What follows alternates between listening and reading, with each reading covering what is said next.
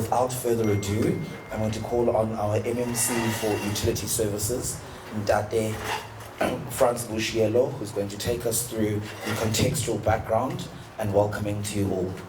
MMC, over to you.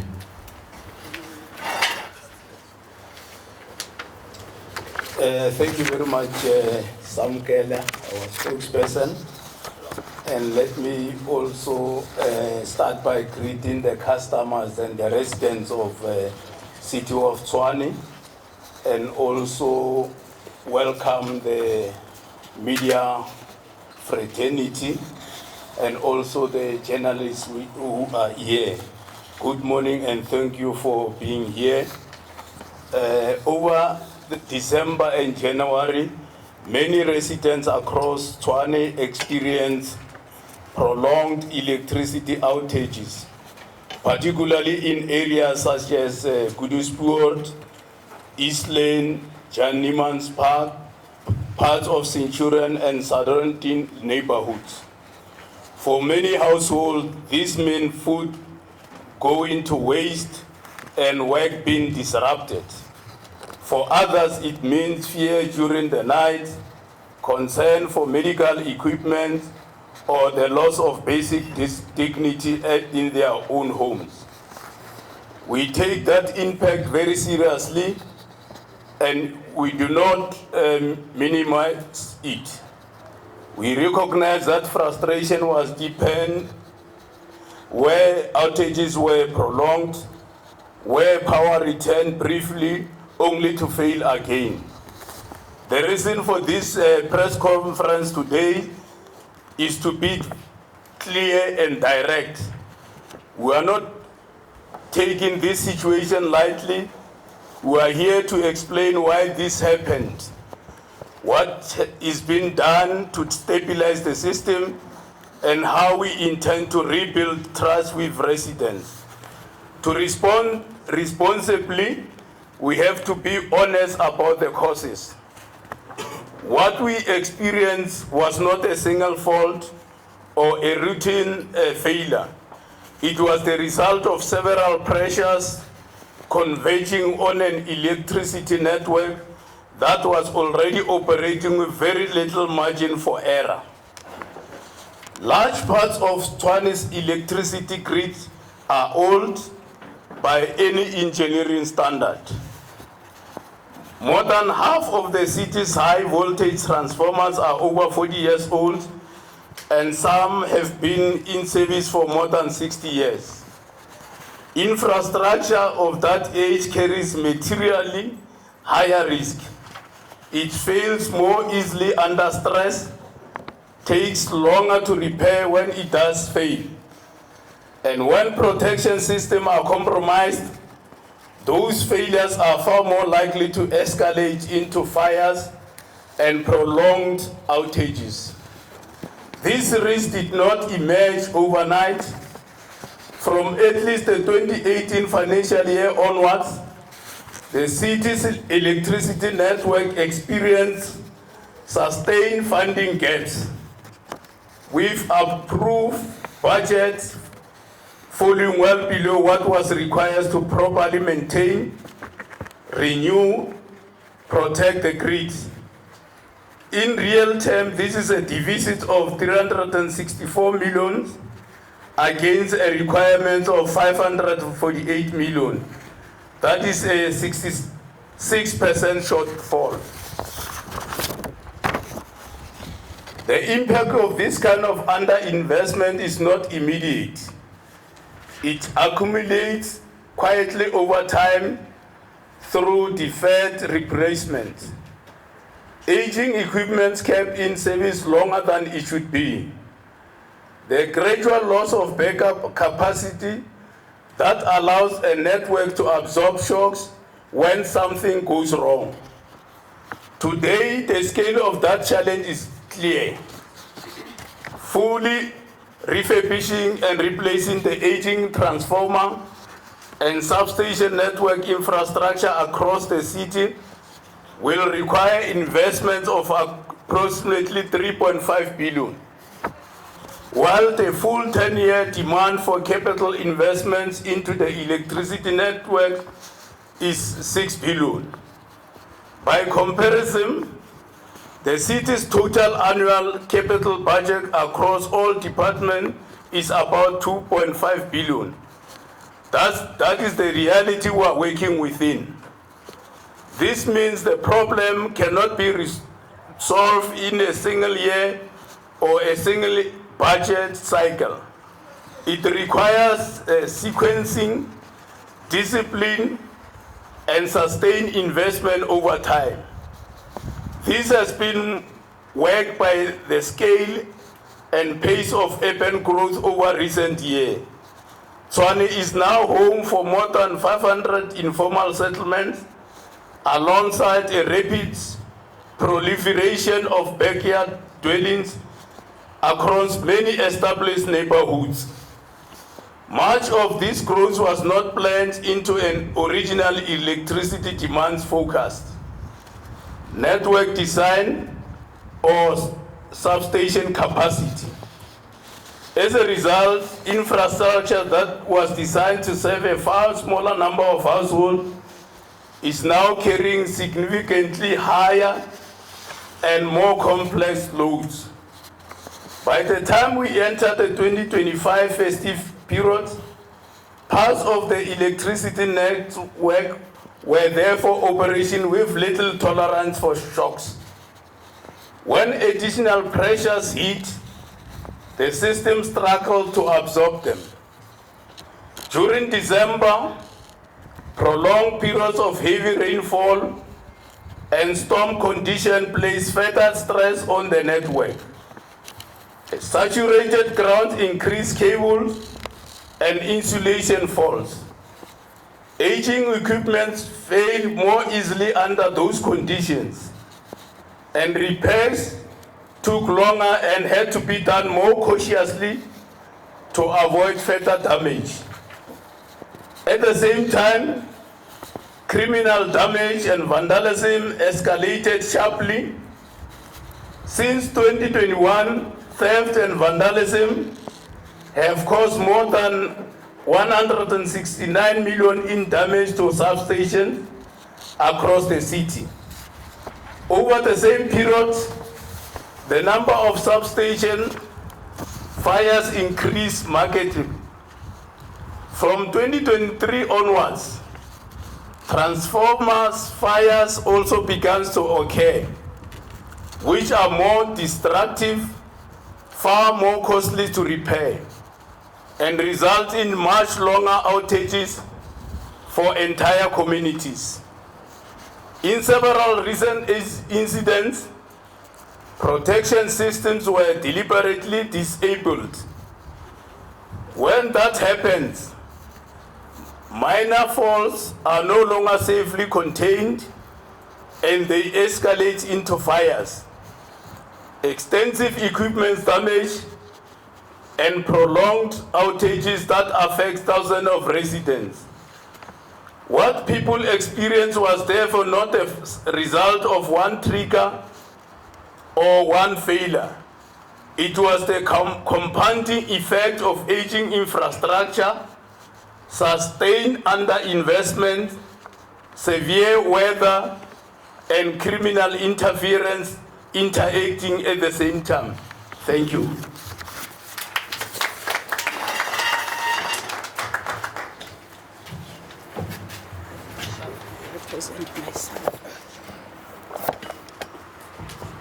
Thank you so much, MMC. We were supposed to have a transition, but I'm transitioning myself. Thank you, Sen. Good morning to the officials that are here, the members of the media, but please allow me to acknowledge the presence of the Deputy Executive Mayor, the MMCs, ward councillors that are here. Thank you so much for being here. And most importantly, the residents of Tshwane. I always make the point to thank the members of the media for being here, because you continue to help us to spread the message and reach the households that individually will never be able to reach. But also we want to welcome you particularly to Centurion substation, which to us is an example of a project where it says it's not all doom and gloom. There is a light at the end of the tunnel. Ladies and gentlemen, the context that MMC Boshielo has just given, probably the last time you will hear it, because what is important now going forward is what is it that we're going to do about it. But it's also not offered as an excuse. It is offered as an explanation because understanding the problem properly is the only way to fix it. In this context, the plan is designed to address these underlying issues through a phased approach. It is not a promise of instant relief, but a disciplined program aimed at reducing escalation, protecting infrastructure, and rebuilding resilience over time. The plan recognizes that a fragile electricity network cannot be fixed all at once, and that attempting to do so and do everything at the same time increases risks rather than reducing it. For that reason, the work is deliberately sequenced. The focus over the next 3 months is on immediate stabilization, and this work has already started. The focus is on reducing the likelihood that faults escalate into major prolonged outages and restoring a basic level of control across the system so that failures can be contained and managed more effectively. The second focus is on reducing medium-term risks, particularly as we approach periods of higher demand. This part of the plan concentrates on areas of the network where a single failure currently has the potential to affect large parts of the city. In many cases, that risk exists because redundancy has been lost over time. At several critical substations, aging equipment, fire damage, vandalism, and deferred refurbishments have left the system reliant on a single transformer or a single supply path. When that happens, even a routine fault can trigger a large-scale outage. Therefore, over the next 3 to 12 months, the city is therefore prioritizing the restoration of redundancy at high-impact substations like Kudusport, Nyala, Kwaha, and Watlu. This includes repairing and retaining existing transformers to service where possible, replacing end-of-life units where necessary, and reinstating backup transformers so that faults or planned maintenance do not automatically result in blackouts. Alongside this work, the plan focuses on completing major upgrade projects that are already well advanced and that will materially reduce strain on the network. These include the commissioning of Trans substation, the restoration of Centurion substation where we are currently, capacity upgrades at Monavoni, and supply strengthening work at Pyramid and Roslyn substations. Once these interventions are in place, ladies and gentlemen, the network becomes more forgiving. A cable fault or transformer failure does not automatically cascade into an area-wide outage because load can be shifted, isolated, or reduced without shutting down supply entirely. Alongside this medium-term work, the plan also sets out the longer-term actions required to build the resilience across the city's electricity network. A significant portion of Tshwane's infrastructure is operating beyond its original design life, as MMC has outlined, with more than half of the city's high-voltage transformer fleet now falling into high or extremely high-risk categories. While stabilization measures can reduce immediate risk, sustained reliability requires a deliberate multi-year program of replacement and modernization. This includes systematically replacing end-of-life transformers, modernizing switchgear and control systems, converting high-risk cable infrastructure, and redesigning parts of the network to reflect how the city has grown and densified. This work cannot be done in a single year. It must be sequenced, prioritized, and aligned to funding realities. What matters is that the risks are now clearly identified, the interventions are defined, and the work is being planned, executed, and deliberately so, rather than reactive response. The stabilization plan that we are presenting today is anchored in a deeper structural reform of how electricity is managed in the city. Over the past year, the city has restructured its electricity function into a single energy and electricity business unit, a reform that aligns with National Treasury's Trading Services Framework and was approved through council processes. The purpose of this change is straightforward. Instead of electricity planning, operations, maintenance, and the response being split across different parts of the organization, there is now end-to-end accountability within one business unit. This means that the responsibility for the condition of the grid, maintenance planning, fault response, asset protection, and operational performance sits in one place. Bringing these functions together allows decisions to be made faster, resources to be redeployed more efficiently, and accountability to be clearer. It also ensures that stabilization, routine maintenance, and longer-term renewal are planned and managed together rather than in separate silos that weaken operational effectiveness. The interventions I will outline sit within this reform structure and are being driven through it. I will also only share a few and will give two colleagues to complete. So the interventions sit within the reform structure and are being driven through it. I want to focus on a number of measures aimed at providing short-term relief, while the technical colleagues will unpack the full detail of the plan. The first one being capacitation of technical teams. A central part of the business reform process is ensuring that we have properly capacitated, responsive technical teams on the ground so that outages are dealt with agency and competency. Electricity stability ultimately depends on skilled people.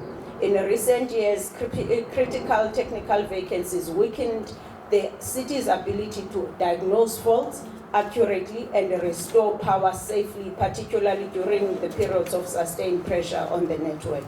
The city currently has 14 teams of system operators and 22 teams of electricians, but this is insufficient. That is why the city, using the 300 million rand that was set aside during the 2025-2026 budget for critical vacancies, will make sure that we prioritize frontline technical posts in electricity operations. The first job adverts were issued last week for 64 positions in the electricity department. These posts include engineers, technicians, systems operators, and field teams whose presence directly affects the restoration times, the quality of fault response, and the risk of repeat outages. The second intervention is on stronger focus on proactive and first-line maintenance. This is one area that we need to put a much stronger emphasis on, where we are focusing on proactive and first-line maintenance. For too long, too much of the city's efforts has gone into reacting to failures after they occur, rather than preventing them in the first place.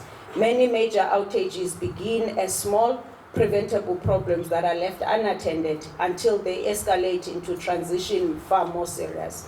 Overgrown vegetation, corrosion, debris, and poorly maintained substations all increase everyday risk across the network. When these basic maintenance tasks are neglected, faults occur more frequently and are far more likely to escalate into fires or prolonged outages. As part of immediate stabilization, the city is therefore intensifying first-line maintenance across the electricity network. This includes systematic vegetation management, the cleaning and securing of substations, and preventative care of critical equipment that is known to be under strain. To support this function, we will immediately allocate an additional 25 million rand to repairs and maintenance during the adjustment budget. This work is not always visible to residents and it is not glamorous, but it is essential. When done, it reduces fires, lowers fault frequency, and limits repeat outages. It is the difference between managing risk in a controlled way and constantly responding to crisis. Ladies and gentlemen, there is an intervention that I will ask MMC Coetzee of Community Safety to touch on.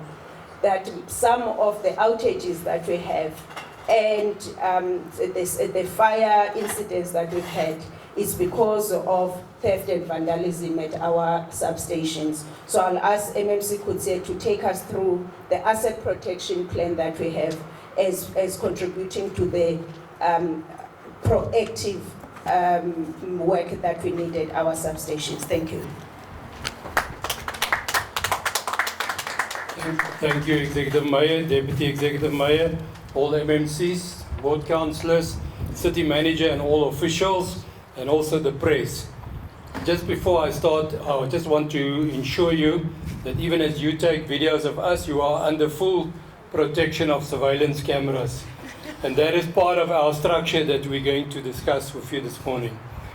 Today I want you to make sure that it is an important step forward for the City of Tshwane and every resident who depends on a stable and a reliable electricity supply.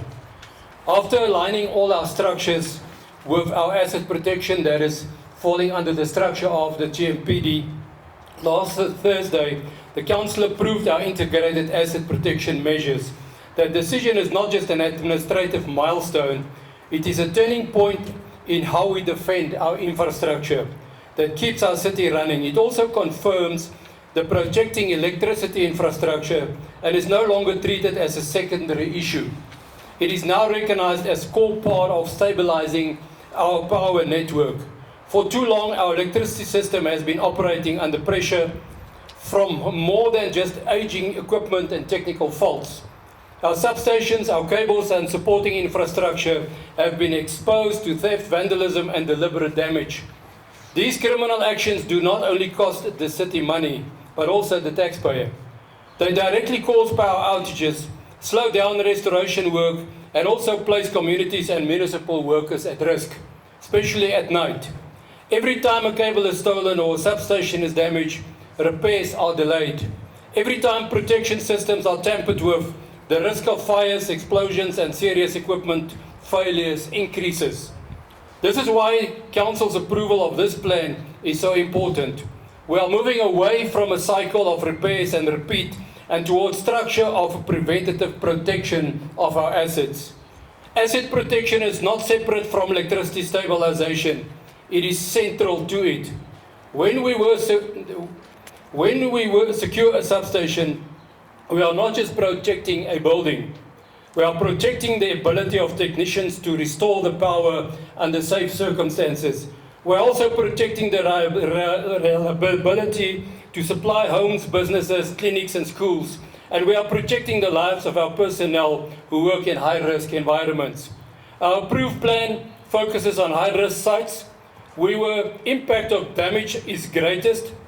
It strengthens coordination between security teams, law enforcement and technical departments so that we can act as one and not work in silos.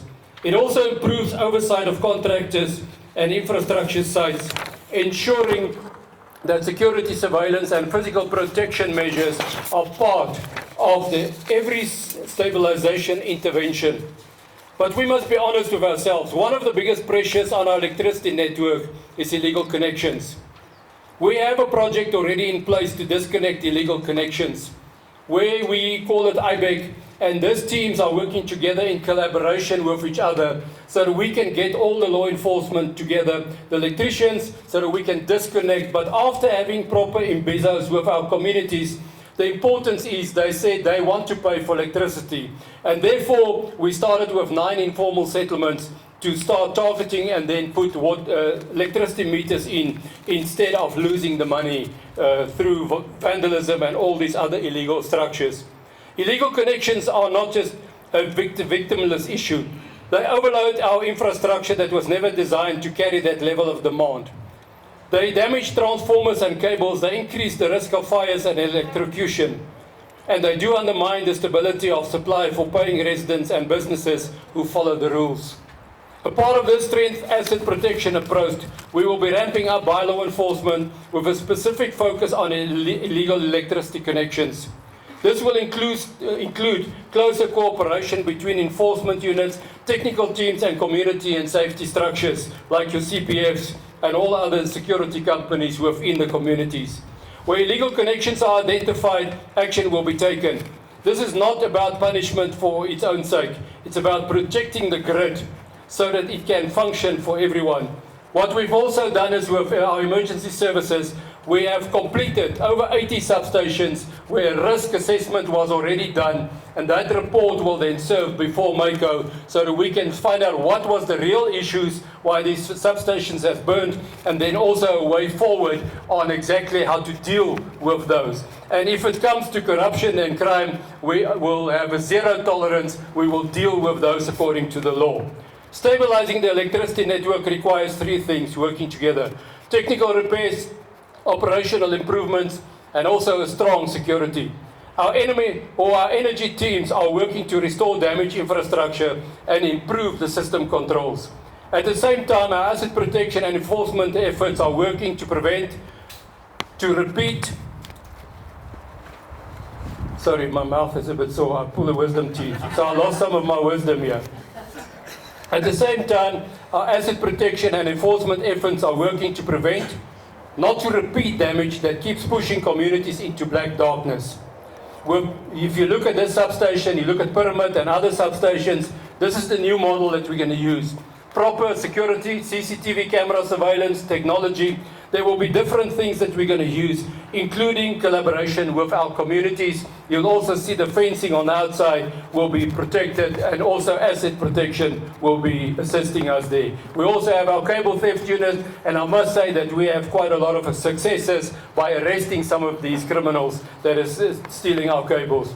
To close off, Council's approval also strengthens accountability. Infrastructure protection will continue to be monitored through established governments and oversight structures. Incident reporting, enforcement coordination, and executive oversight will remain part of our implementation.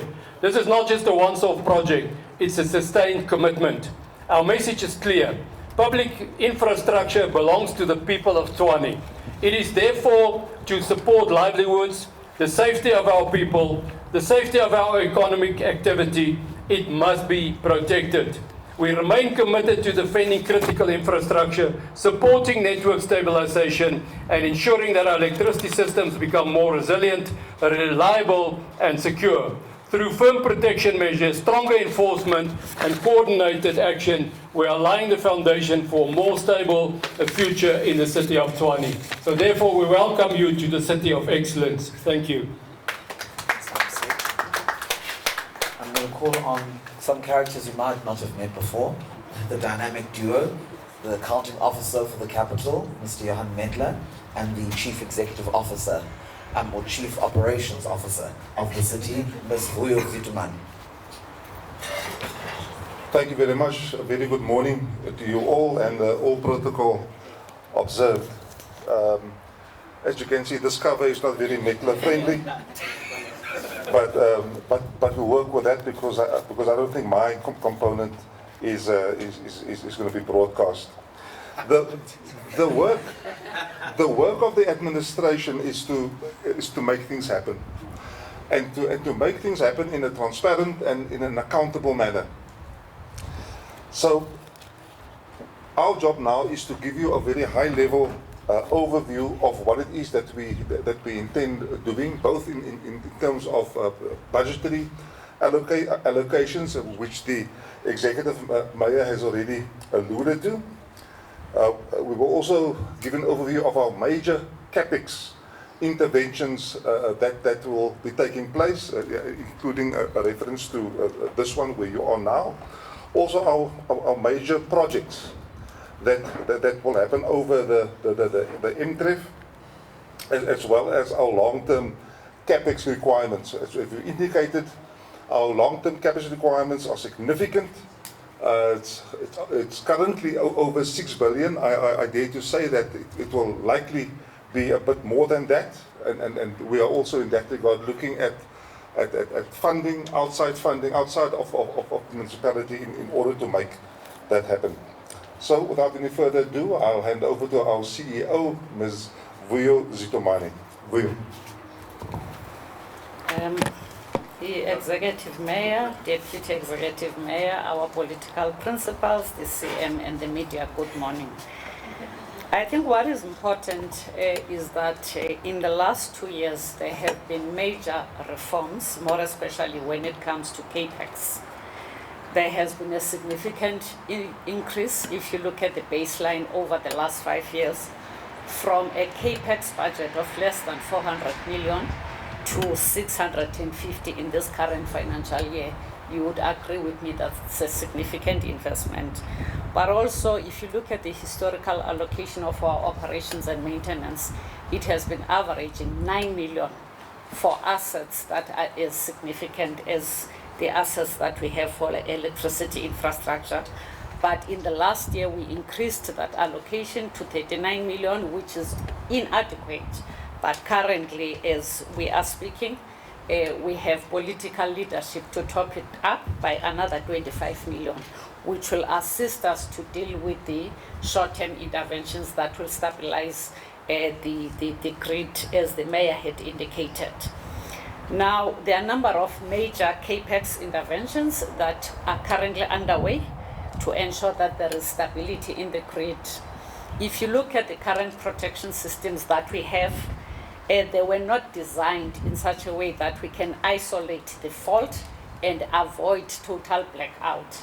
Out of the assessments that we have made, we felt that there is a need to focus on upgrading the protection systems so that we can isolate, as I've indicated. But also looking at the state of our assets, and especially the switch gears and the protection systems, they are outdated. If there is a fault, it takes a long time for us to get the parts. So we'll be looking at upgrading those so that simple faults do not escalate to major incidents. The third area that probably you are aware of is the conversion of the high-risk cable infrastructure. And currently, most of what we have is oil-filled, and if there is a single leak, it can result into a fire. But also the fact that aluminium is prone to theft, so we're upgrading those cables to avoid, copper is prone to theft. We're upgrading our copper cables to aluminium to mitigate the theft that I've spoken about.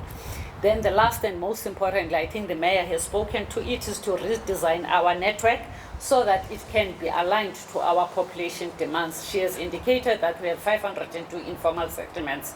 And unfortunately, if there's no bulk infrastructure or there's no reticulation to those settlements, people opt for stealing of our infrastructure. So what we are doing now is to reconfigure the network so that we can extend where there is bulk infrastructure to those informal settlements.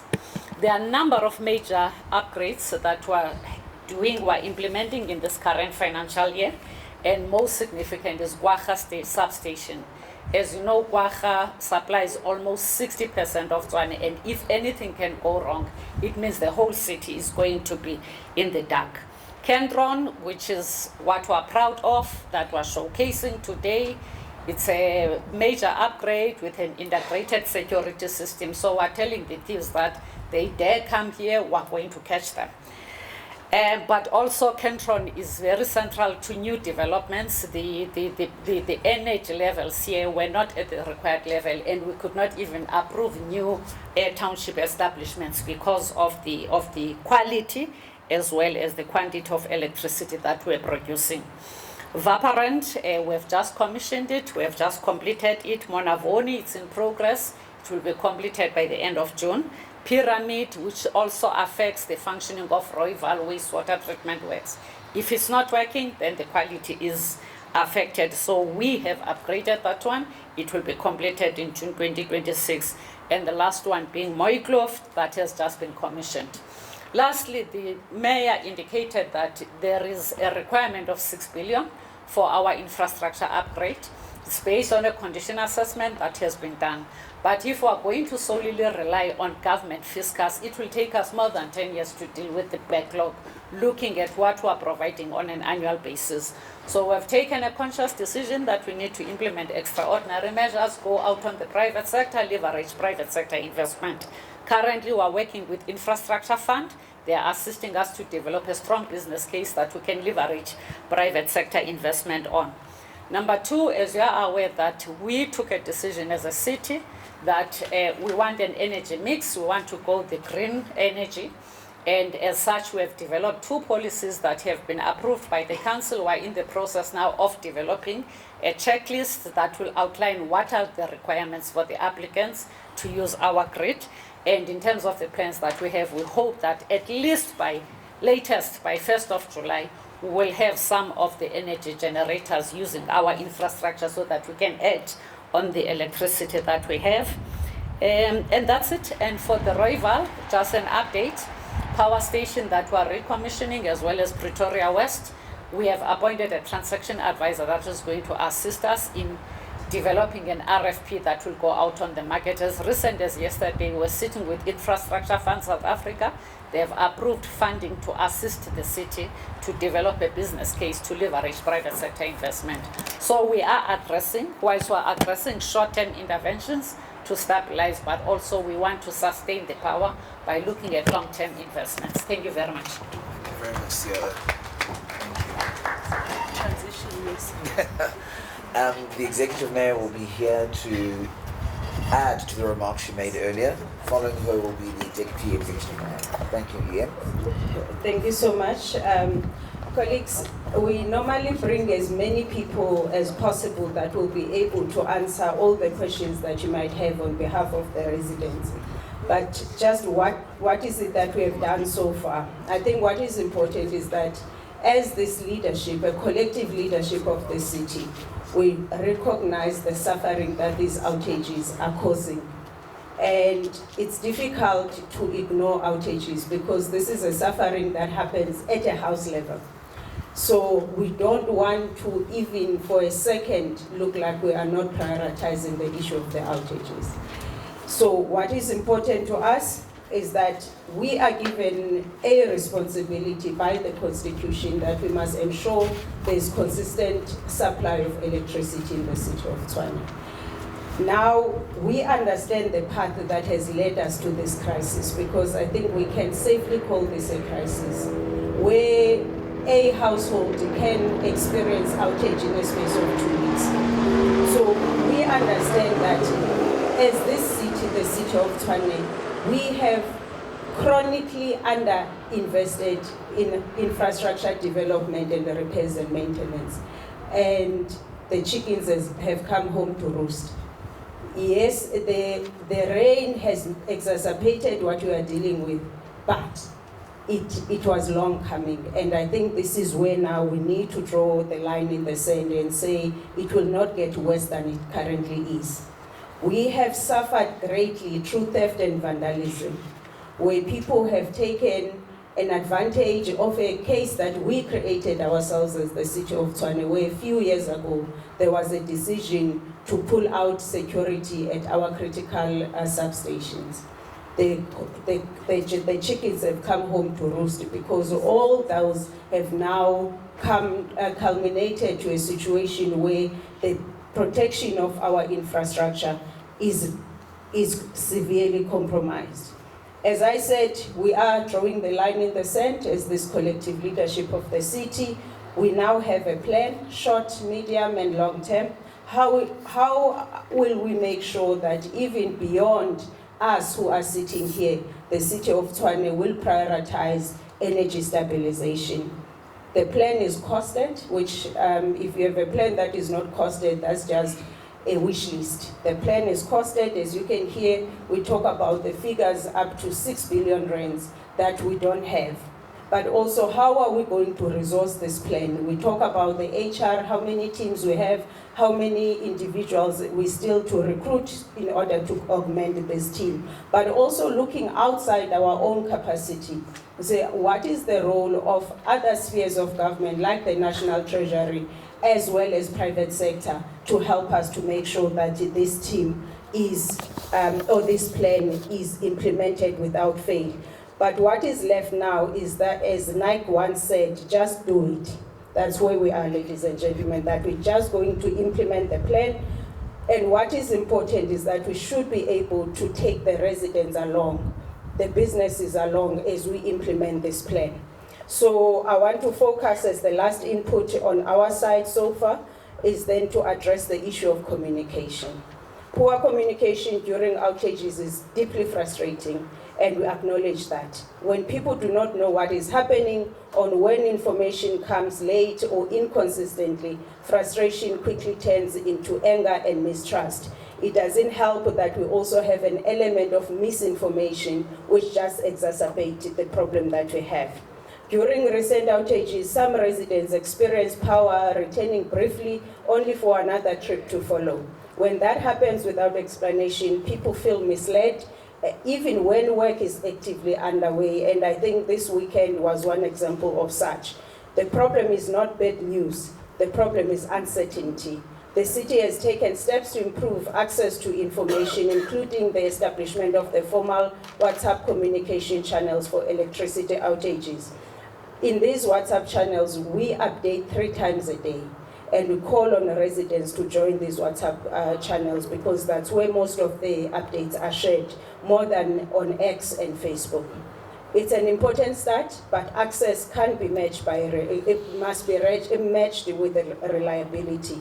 We are therefore researching how the city communicates during outages. Updates will be more timely, more regular, and better aligned with what is happening on the ground. Residents will be told what we know and what we do not know yet, even when timelines remain uncertain. So for us, our belief is that transparency is not a public relations exercise, it is a form of respect. What we assure residents of Tshwane is that as we implement this plan gradually, so we will take them along, and the Deputy Executive Mayor will share some of the initiatives and the commitments that we are making to the residents of Tshwane to say what has been happening is not right, but the work is underway and we will get over this. Thank you so much.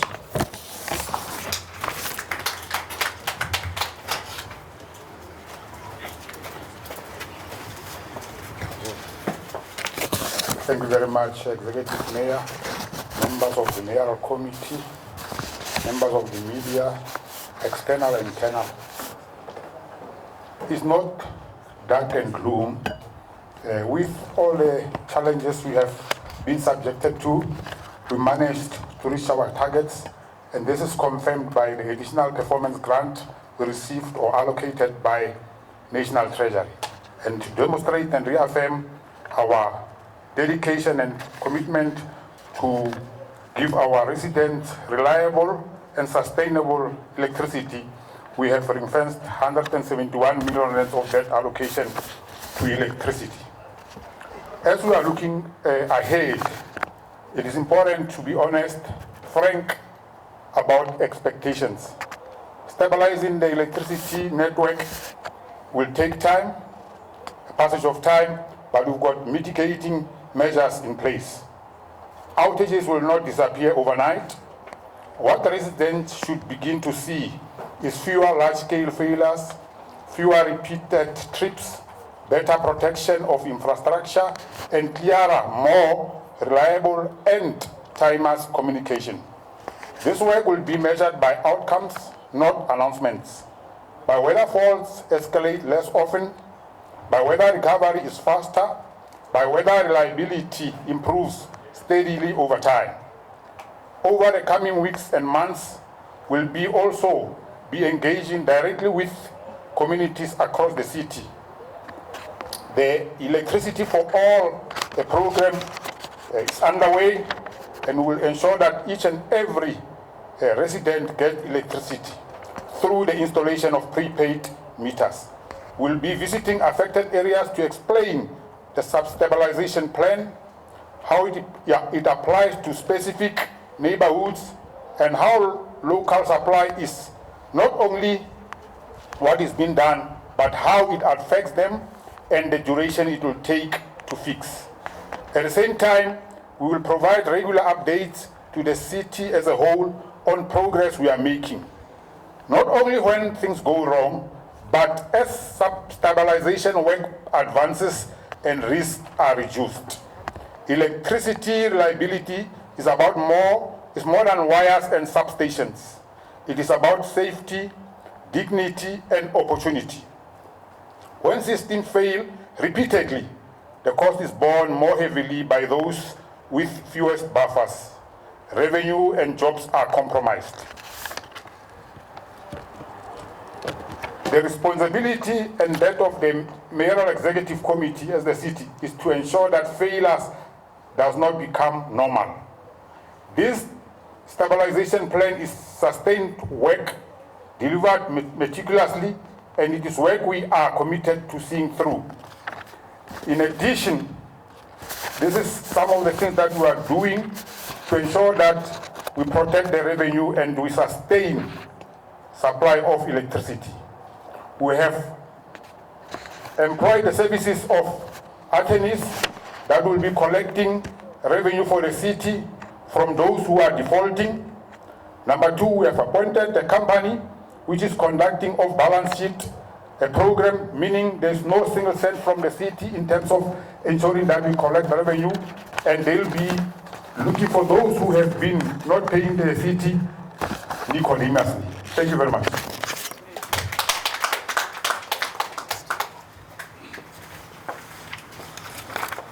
All right, colleagues, we've reached that part of the program where there will be time for questions and answers from members of the media.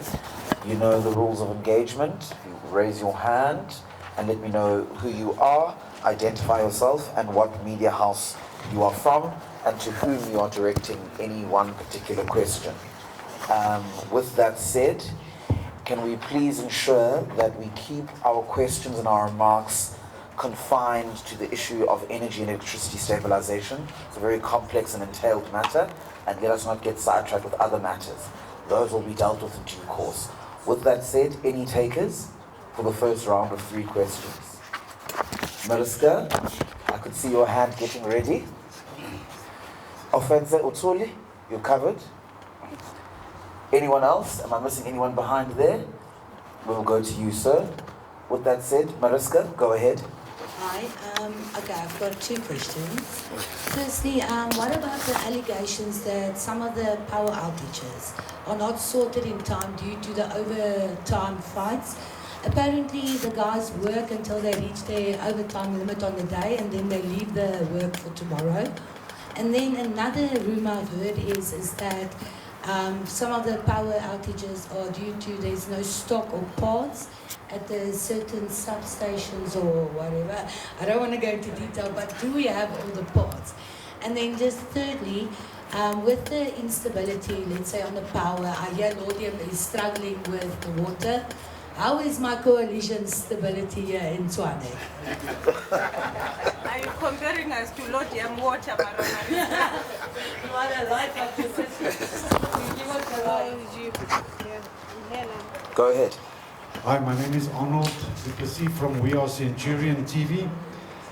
I would just like to know, Mayor, beyond policy and projects, what behavioral changes from residents and businesses and the city itself are required for this strategy to truly succeed? So basically, what is the one thing that residents and businesses can start doing immediately that would support this infrastructure stability process? Thank you. EM, would you like to come to the podium?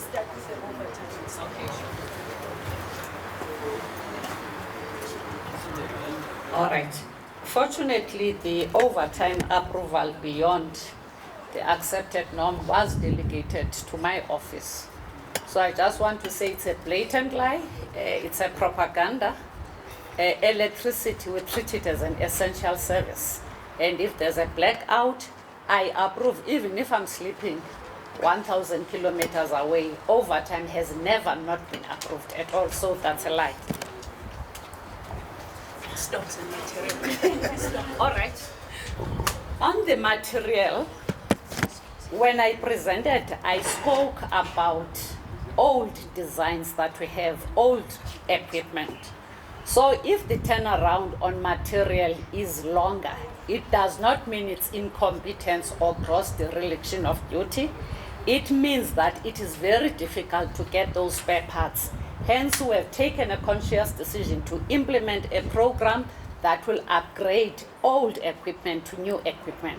So the turnaround time is not delayed simply because our supply chain system is not on top of things. It's on top of things, but it's difficult to get spare parts for old equipment.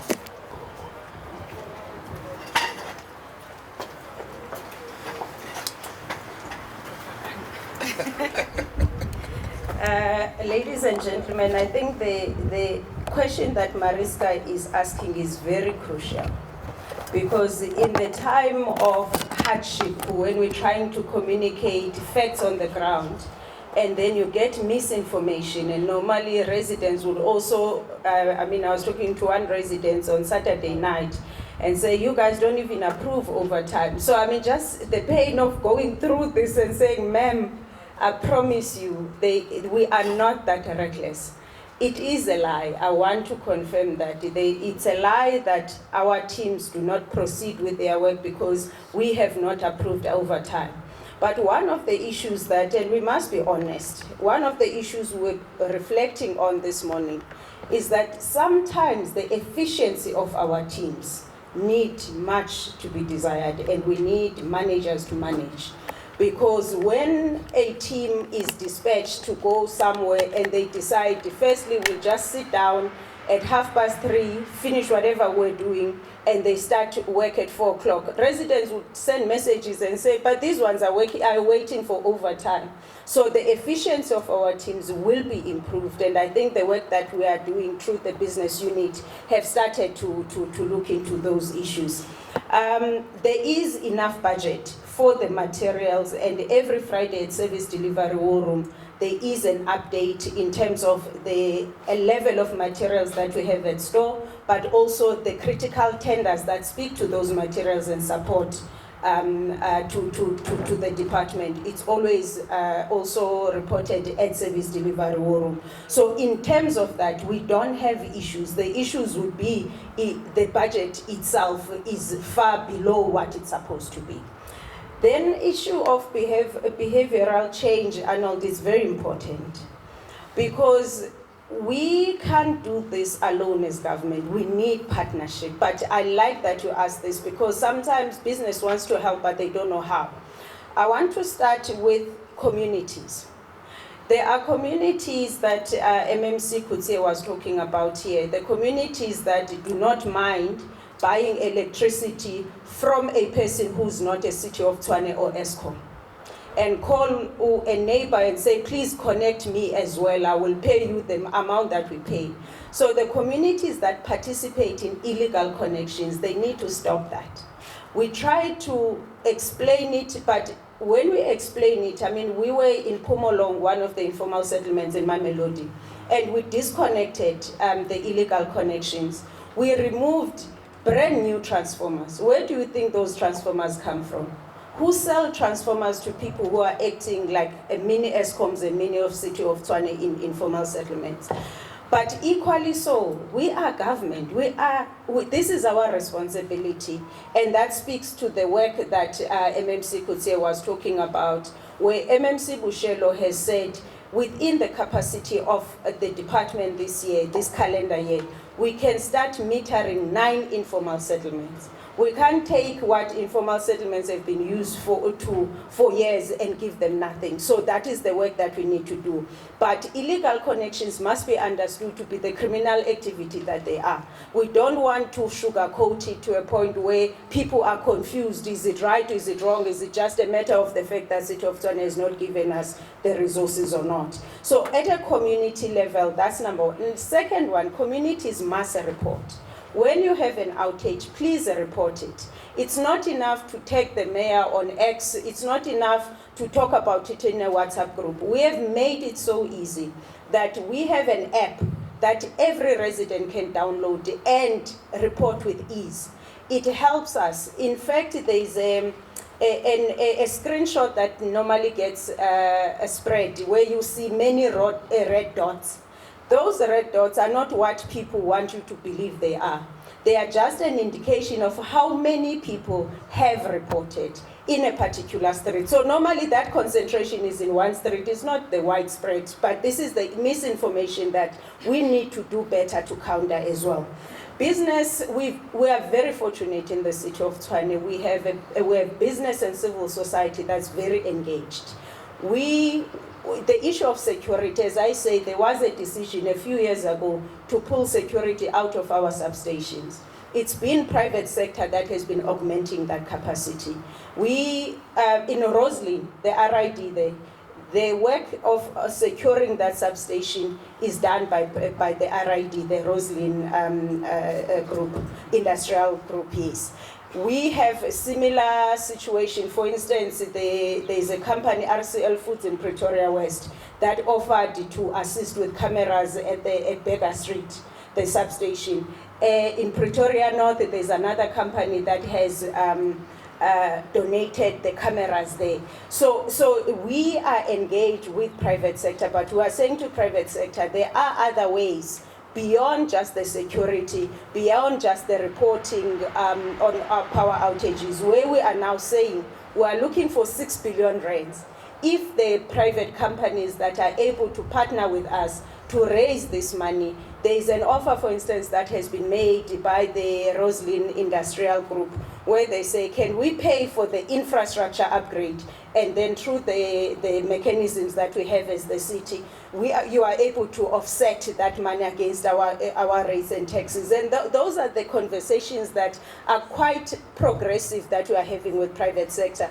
We say we will need to finance this 6 billion rand. Who has the capacity to do so?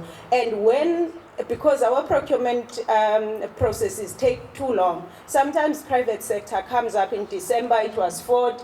The other time it was RCL Foods when we had a cable theft in Pretoria West. So those are some of the ways in which private sector can partner with us. I don't know, colleagues, if you want to add on the, okay. So those would be the responses. Thank you.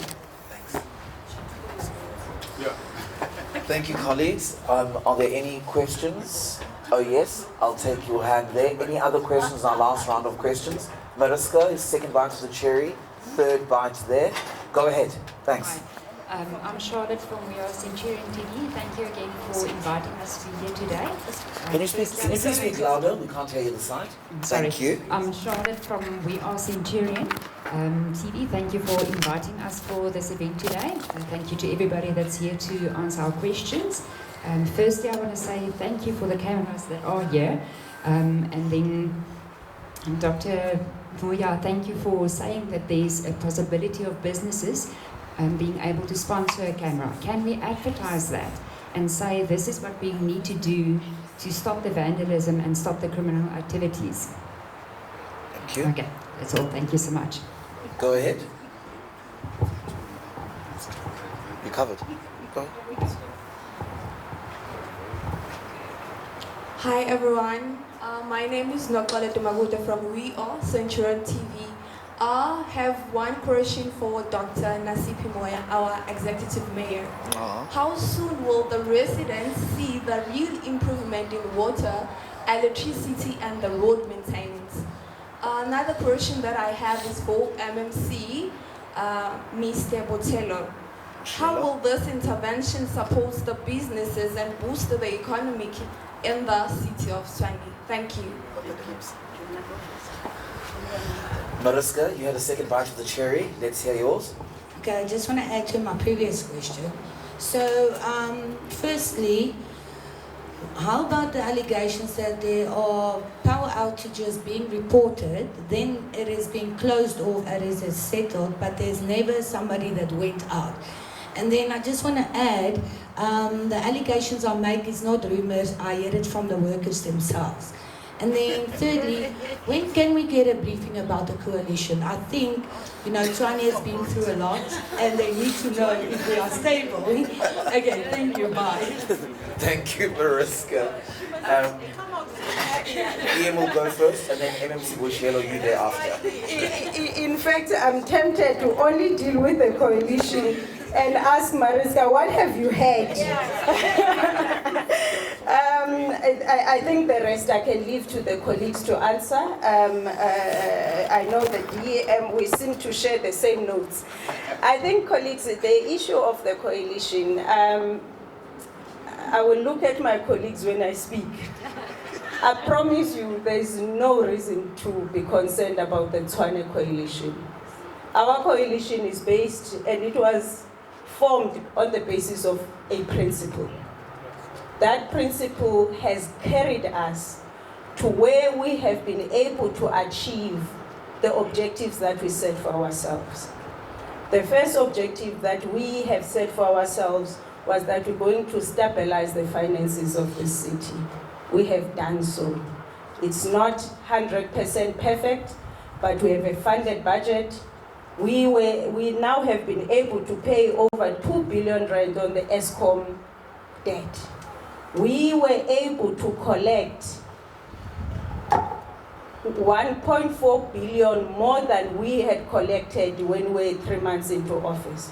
When you compare December 2024 and December 2025, there is a spike of 1.4 billion in our revenue collection. And so I'm saying that was the first one. On infrastructure development, you will see, or you would have seen our Q2 report. For the first time in this city, we were able, and it's the first time, like truly first time, that we're able to spend 45% of our capital budget. 45% that have now given us an additional 340 million rand. Instead of taking money back to National Treasury has given us an additional 340 million rand on one grant. The other grant is just less than 40 million extra. So where we have taken capital expenditure from a particular 2.2, we increased it during the adjustment budget. Now, because we are performing, even National Treasury is rewarding for it. What it says to you is that we are keeping true to our commitment that we'll develop the infrastructure here. There are many issues, we are saying clean city. MMC Ramabodu just recently communicated on the achievements in his department about 100% collection, not only for business or formalized households, including informal settlements where we kept to our schedule. So we continue with our bylaw enforcement. So our coalition was never based on who likes who more. Some of us, we met each other the day we were told you are so-and-so's colleague. So our coalition is not gonna be without challenges. It's an election year.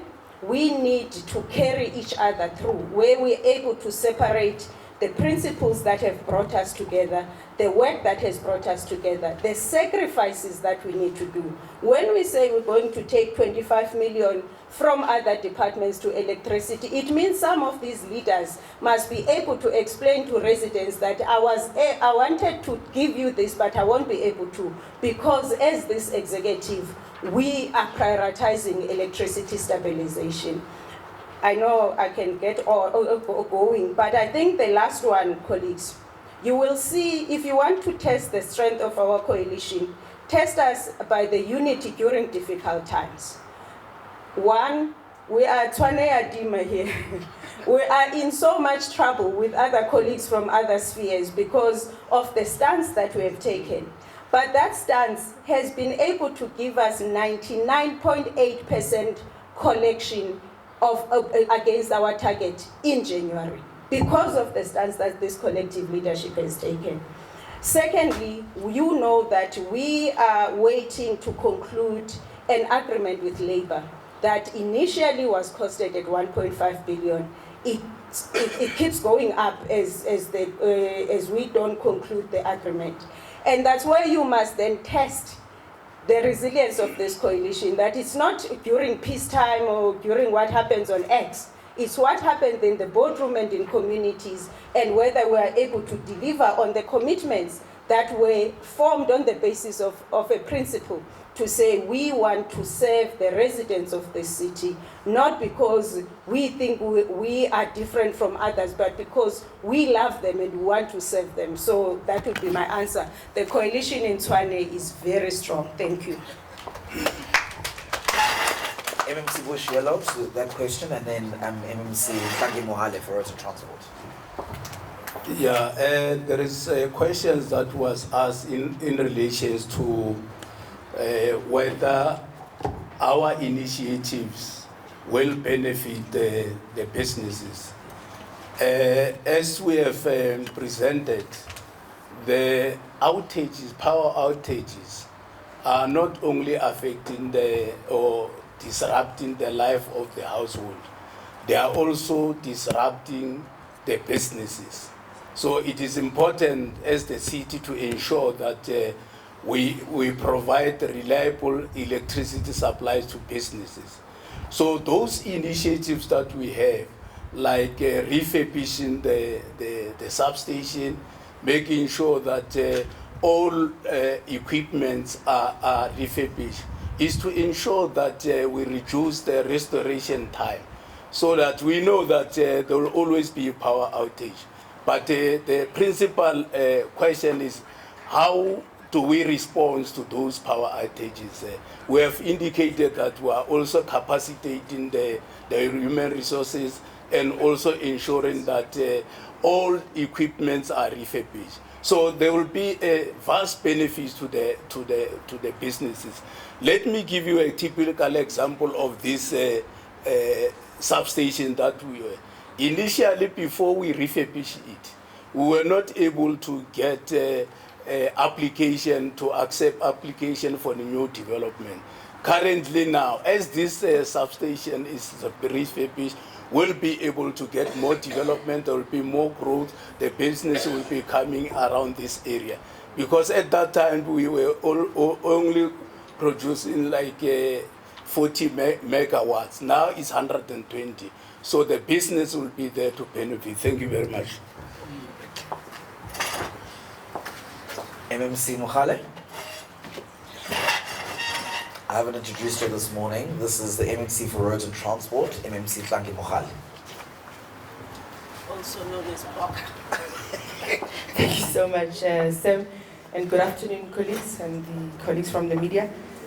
Yeah, so in terms of the media, the roads maintenance or CAPEX projects that we have approved or that we're implementing as the City of Tshwane, and one that is not very far from Centurion, Origin 4, we've recently approved in council a report on the development. It's a 5 o'clock development mixed-use project that we are currently busy with.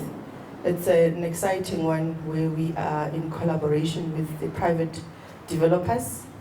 And then in terms of the other bigger projects that we're busy with, we are bringing back some of the terminated projects that some of you might have read about, Mariska, that previously were terminated because of the lack of finances within the City of Tshwane.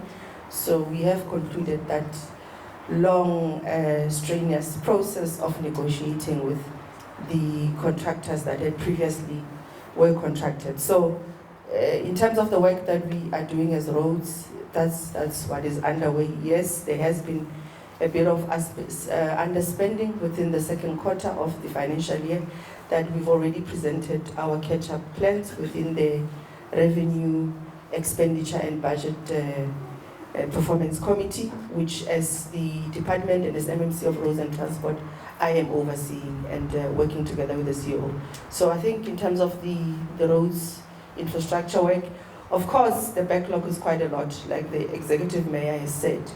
In the next 10 years, we require more than 50 billion to deal with the infrastructure backlog within the city. So it's quite a momentous and a hill to climb, but because of a progressive coalition that is determined and is committed to putting the interest of the residents of Tshwane, we know we're going to achieve some of these milestones and the targets that we have put for ourselves.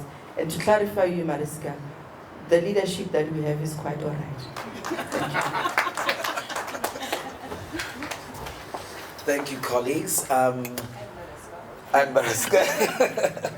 The DM is going to give us our vote of thanks now. And with that, if you want any one-on-ones, please come to me and you can schedule your one-on-ones with... We want to show them And the executive mayor has just let me know that she wants to also show you the outfitting of this particular facility for the residents of Region 4. Thank you very much, Sam. We normally don't clap hands for you. Can you clap hands for Sam? Thank you very much. Let's appreciate all the media houses present here. It means a lot. We don't take that lightly. And you are assisting us in terms of ensuring that we reach each and every corner of this city.